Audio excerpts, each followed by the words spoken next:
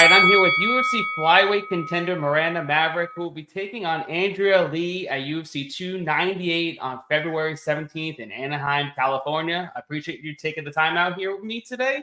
How's it going? How's training going for this high-profile matchup? It's going good. I told her I'm in the middle of eating supper. I've been working out all day, getting stuff done.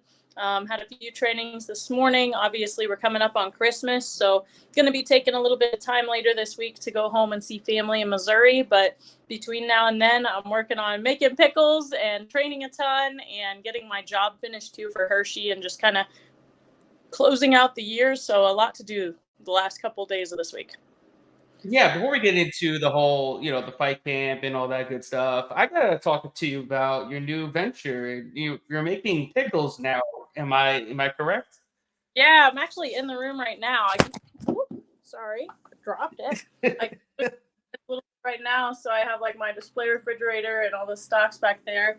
But yeah, it's going pretty good. It's a small business, so it takes a little while to get up and running. I've made quite a few sales within like the fan group and stuff, but I'm hoping to get more out to the public to where I have sales regularly instead of just like a big hype and then it kind of goes down, right? So what got you into, to doing pickles? There's so many different things you could possibly think of as, as a fighter, as an entrepreneur, but why pickles? Like, is that your favorite food, or have you done this before? What was it? Yeah, so actually I was in the midst of making pickles for my family and myself. I've been pickling since I was like a little kid. Like my family's had gardens and we've done our own, chicken, our own meat, our own eggs, our own milk, honey, and vegetables like the whole time growing up. So I learned to can pickles back when I was like a kid and learned to can green beans and salsa and hot sauce, like whatever, you name it. And pickles are one of those things that I'm good at, and it takes quite a bit of work. I feel like a lot of people make them pretty shittily, even like the homemade ones. They don't put the right spices and stuff in, and I've always been told they were good, but I ended up making a story about doing it for my family and myself, and I had a couple people message me and be like, hey, would you sell a jar or two? And I responded and was like, well, let me think about it.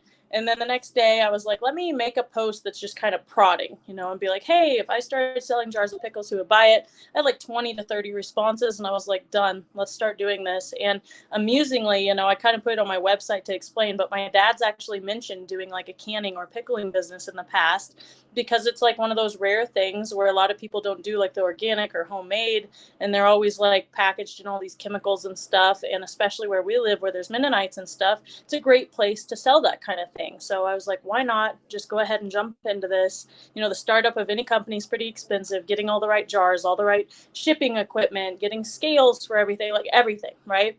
But starting to get to where it's paying off, and we'll slowly but surely make this into an actual business that's FDA approved and everything. So working on permitting over the next few months, hopefully, and getting it done right. That's awesome. Not gonna lie, not a huge pickle fan, but Okay. if you had to suggest a newbie in terms of the pickle world, what Mm-hmm. kind of pickles should I, try out Yeah. of your bunch that you have? So there's varied answers to that. Are you a spicy person? I do like spice, yes. Okay, then I would suggest the spicy dill or the sweet fire that I have. So they're a little on the sweeter side, but spicy. And I also have just sweet pickles. I love sweet pickles. I don't care for like spicy very much, and I don't care for dill as much. The sweets are like the way I go, or the bread and butter. Now the bread and butter literally taste, I don't even know how to explain it. They're delicious. So if you're like a first time, don't even know how you feel about pickles, bread and butter is the way to go. But if you know you like spicy, I like spicy dill or spicy garlic. Okay, I'm definitely trying that out after this little interview because Yeah. I have to. I've never been a pickle person, but Yeah. I have like little pints, so if you wanted to sample a couple flavors, it'd be best to just get pints and do it that way. yeah, I'm definitely for it. I mean, my family they love pickles. I'm just And every time I get all it on like a burger or something, I take it off. But maybe this time I need to try it a little bit. right, yeah, give it a try. And maybe your family, if you don't like them, just pass them over to somebody else, regift, right? Oh, I know they'll love them. I just want to. I need to get into it myself. But switching gears a little bit. I know you kind of had some time off and you're gearing up for this big fight UFC 298. But I also saw that you placed second place at the at the NoGi Worlds of 2023. I wanted to know how that experience was and how was it, going against some of the elite in the grappling realm. Yeah, so where some people don't understand is even though I am elite in MMA, right? It's very hard to be very good in each individual topic. Hence why they always joke about MMA fighters going to boxing or like wrestlers coming to MMA, it's better. But like each individualized thing that we do, you have to be so good at it to compete at a world or Olympic kind of level. And NoGi Worlds is pretty much one of the biggest competitions in the jiu-jitsu world. It's basically Worlds, and then you have ADCC, and those are the two top jiu-jitsu competitions. And I remember asking my coach, Elliot Marshall, if I could compete at NoGi Worlds, and I fully well expected him to be like, no, because I wanted to focus on MMA. We were staying ready for short notices, but nothing was happening. And when I finally got the fight scheduled, he was like, sure, you can sign up. I was like, awesome. But he didn't have any faith in me whatsoever. I didn't know how little until after the fact. And he had actually messaged my other coach and been like, well, this will just be good experience for her. I don't really expect much, but it'll be great experience. She'll go in there and kind of get to test your skills against some of the best. And every time I'd win a match, he was like, oh, like so excited and so like surprised acting. I was almost insulted by it, right?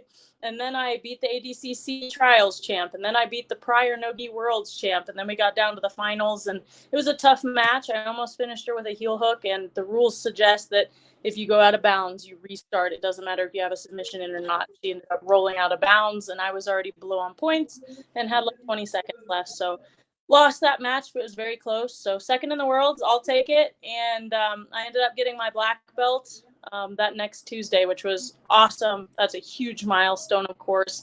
Jiu-jitsu is where I started. It's what made me pursue MMA, that self-defense aspect of jiu-jitsu. That's why I got into it to begin with. And then fighting ended up happening, but jiu-jitsu is really my roots. It's what I've wanted that milestone to be. And now I'm 26. I expected it a little earlier when I started out. I was like, oh, I'm going to make a goal of being 23, 24 and having my black belt. And here I am at 26, but I've moved gyms a lot and I've improved so much. And I finally feel like it's one of those things I've earned. Yeah, I saw that on your socials that you finally got your black belt, and I know that's a massive accomplishment for most people in the jiu-jitsu realm. That's pretty much not the end goal, but that's the goal that everybody normally has when they first start out. And how was that like weight lifted off your shoulder when you finally got that black belt, wrapped around your waist at the ceremony?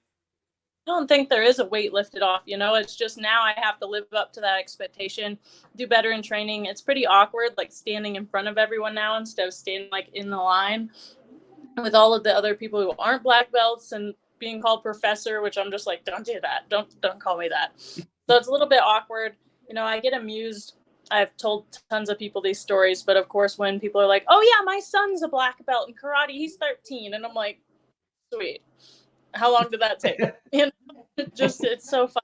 People don't understand the sport, but yeah, black belt in jiu-jitsu is huge. Like I guarantee anyone with a black belt can whoop your ass if you're the average human.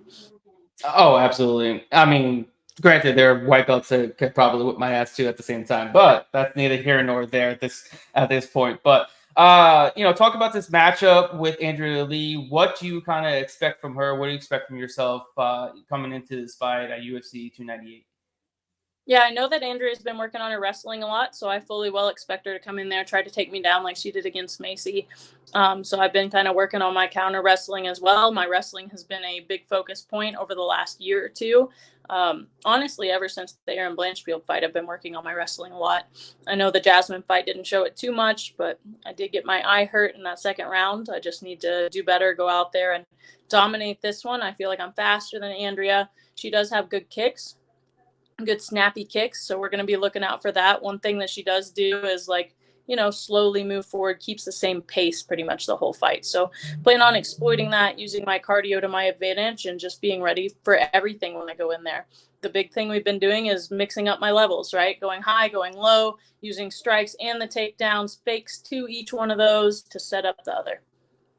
Yeah, I mean, if you look at some of her past fights, I mean, we've seen that her best strength, I think, is staying on the feet, staying long, staying rangy, utilizing the kicks, as you say, the jab. But we've seen her get taken down a lot. we've seen her struggle with her takedown defense. Do you think that's something that you can exploit, knowing that you have? I think you have the upper hand when you are in top control and when you're able to get her back and things of that nature. Do you think that's going to be your biggest advantage in this fight? There's definitely potential for me to do that. We haven't worked on exact game planning yet, but I am a good grappler. If we get to the ground, I feel very confident against her. It was ironic to see her like go against Macy, and she didn't really get taken down too much, but she took Macy down a lot, which I think is something a lot of people don't do with Macy for whatever reason. Maybe because of her build, or they're just intimidated by the ground game of her getting on top, because she does do a lot of damage from top. But Andrea's good when she gets on top and not the greatest when she's on bottom. But we've seen her do pretty well in her jiu-jitsu in the past, like against Antonina. So I'm not really underestimating any of it. I'm going to go in there and expect the best version of Andrea. Yeah, I like that. And if you're victorious in this fight, that'll be 4 wins in your last 5 fights. You'll be a spot in the top 15. And that's early 2024. It's only February. What can we possibly expect from you for the rest of the 2024? It could be extremely And active.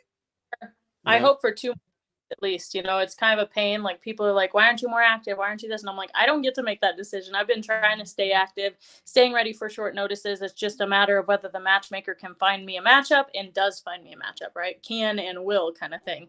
And Right. I've had a couple short offers this past year, but they all fell through, which kind of stunk. But it is what it is. I stay ready for those short notices. Anytime I get a call, sometimes the girls say no, sometimes it just doesn't work out. And yeah, I just try to stay ready, guys. So probably 2 more fights after that one next year would be ideal for me. I wish it was like a set thing where it's like, okay, I'm going to fight 4 times every year, but Yeah. that's not how. Is there a specific matchup that you'd eye in the top 15 after Andrea Lee? That'll be something the week before the fight. I'll kind of decide with my coaches. It's hard to say, because if they have matchups, even if I want to Right. fight them and the say top 15 to 8 range, it's hard to say, oh, I want this person when they're already matched up, right? I'd love to fight Macy again, of course. I doubt they're going to give that to me until I get up there and it's like title contention kind of thing. But I'd like to fight her again. But I'll be keeping an eye on the rankings, and people will find out who I'm going to call out when I call them out after the fight. All right, I like it. Before I let you go, do you have a message for your fans that are eagerly awaiting for your next fight, UFC 298? Yeah, watch it. I'm going to dominate. I'm going to try to make it exciting, try to get that 50K bonus. That's always on the radar. That's always what I try to do. It's been so amusing in the past, because I'll get a great finish, and every time it's on some wild card where everybody ends up getting a crazy finish, and I'm like, no, not again. So hopefully this time will be the one where I get a 50K bonus. If you guys want to support me, please go to fearthemaverick.net. You can get everything from shirts, autographed gloves, hats, autographed pictures, whatever you want there. And I also have my new business venture, ProwlerPickles.com. Sounds funny and random, I know, but they're pretty good, or at least so I've been told by everybody who's tried them so far. All right, I appreciate your time with us. Everybody tune in, UFC 298, Miranda Maverick taking on Andrea Lee. We'll see you then.